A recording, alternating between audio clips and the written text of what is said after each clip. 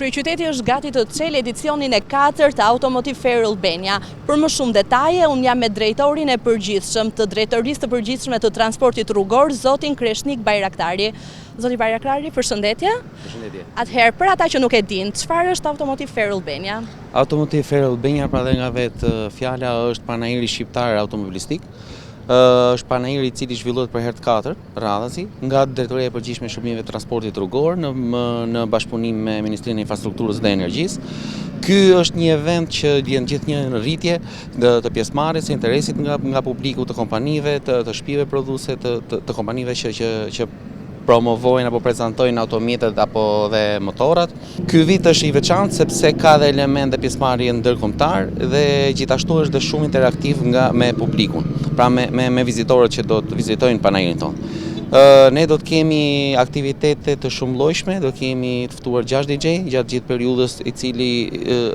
periudhës që do zhvillohet panajiri, i cili fillon sot me datë 21 në orën 20:00 dhe përfundon në orën 12 të drekës të ditën e diel. Gjatë gjithë kësaj periudhe do ketë evente të ndryshme ku do kemi pjesëmarrjen e ekipit ndërkombëtar stand shows, pra spektakël apo akrobacira me automjete, një ekip ndërkombëtar i cili ka marrë dhe 6 çmime Guinness botërore. Do kemi garën për të rinj, për të sapo patentuarit nga mosha 18 në 26 vjeç, garë e quajtur Best Young Drivers, e cila do jetë jo thjesht një garë, por do jetë garë duke respektuar dhe rregullat e qarkullimit rrugor. Ku fituesi i kësaj gare do jetë dhe do marrë pjesë dhe do përfaqësojë Shqipërinë në garat e tjera ndërkombëtare.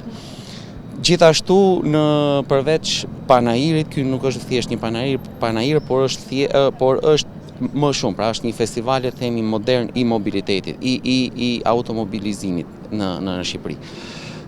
Gjithashtu do ketë aktivitete për fëmijët të moshës 12 deri në 14 vjeç, të cilët përmes argëtimit dhe lojrave do jenë në gjendje të mësojnë dhe rregullat bazë të qarkullimit rrugor, ku vetë Automotive Fair Albania nuk është thjesht festival, siç e thash dhe më parë, por ka për qëllim dhe ndërgjegjësimin për sigurinë rrugore. Në panajir do kemi pjesëmarrjen e kompanive më të njohura, ku vetë vizitorët do mund të vizitojnë vetë personalisht 14 stendat tona, në cilën janë paraqitur dhe janë prezantuar automjetet dhe motorat e modeleve më të fundit. Jo vetëm automjete me motora me ndjekje të brendshme, por gjithashtu dhe automjete elektrike edhe hibride. Përveç kësaj, të vizitorët në çdo stend do të ketë ekspert të cilët janë të gatshëm të kthejnë përgjigje çfarë do lloj pyetje që ka publiku apo vizitorët që mund të pyesin në lidhje me teknologjinë e implementuar në automjetet apo motorat që ndodhen këtu. Mesazhi jon është i tillë. Vetë AFA ka për qëllim pra me ndërgjegjësimin e sigurisë rrugore. Krahas panajirit dhe automjeteve që ndodhen këtu, në panajir do ndodhet një kënd i quajtur këndi i sigurisë, në cilin do të jetë vetë stafi të PSHTR-s, që do të asistojë të gjithë vizitorët dhe fëmijët të gjithë grup moshave në kuadër të rregullave dhe sigurisë rrugore. Gjithashtu do kemi edhe një automjet moket i cili simulon goditjet në rast të aksidenti. Pra janë mokete ku vetë qytetarë, vizitorët mund të hypin në automjetin moket dhe mund të provojnë goditjet që mund shkaktohen në rast të aksidentit të një automjeti me shpejtësi 10-20-30 km/h.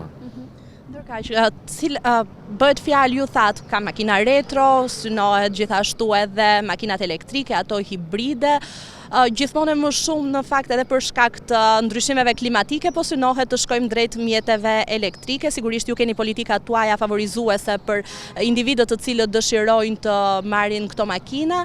Sa e rëndësishme është që të ndërgjegjësohen, duke qenë se karburantet me djegje sigurisht kanë edhe ndikimin e tyre në mjedis dhe si do indikojë edhe ndërgjegjësimi të qytetarëve për ta kuptuar këtë fakt.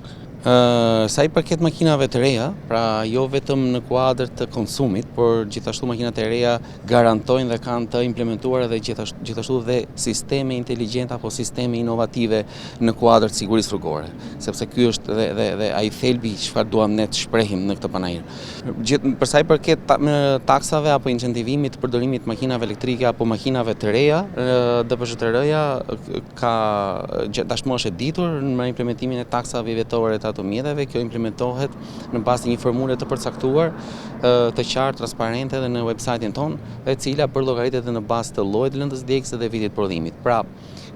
Pra ne i inkurajojmë të gjithë qytetarët që të përdorin makina të reja, makina me teknologji sa më inovative dhe sa më të reja me qëllim rritjen e sigurisë rrugore. Trendi i rritjes së numrit të makinave të reja është gjithnjë në rritje. Vetë numri i regjistrimit mjeteve vitin e kaluar në DPShtR ka qenë rreth 100.000 mjete që janë regjistruar. Numri i automjeteve elektrike dhe hibride është gjithashtu gjithnjë në rritje, vetëm për 3 mujorin e parë të vitit 2026 ne kemi një rritje gati 200%, pra dy fishin numrit të mjeteve krahasuar me njëjtën periudhë të vitit 2025. Vetë festivali ka për qëllim bashkimin apo integrimin në mënyrë të natyrshme të inovacionit të res nëpërmjet makinave të reja dhe motorave të rinj, sistemeve inteligjente apo sistemeve inovative që janë të implementuar në këto automjete, i formimit në kuadër të sigurisë rrugore. Automotive Fair Albania edicioni 4 fillon sot në orën 20:00 dhe përfundon ditën e diel në orën 12:00 në të Drekës.